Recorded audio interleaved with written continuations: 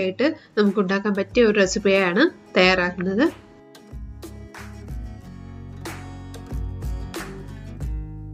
ഒരു side dish ഉണ്ടെങ്കിൽ വളരെ പെട്ടെന്ന് നമുക്ക് ഈ ഹെൽത്തി ആയിട്ടുള്ള റെസിപ്പി നമുക്ക് ഉണ്ടാക്കാം.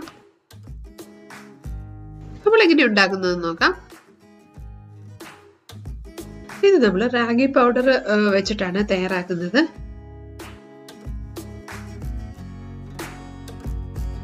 പഞ്ഞിപ്പുല്ലെന്ന് പറയും.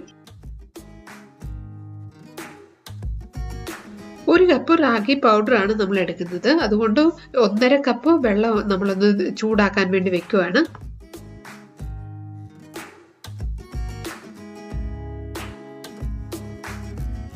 ഒന്ന് ചൂടായിട്ട് വരുന്ന ടൈമിൽ നമുക്ക് 2 ടേബിൾ സ്പൂൺ വെള്ളത്തിലേക്ക് 1 സ്പൂൺ റാഗി പൗഡർ ഒന്ന് മിക്സ് ചെയ്യാം.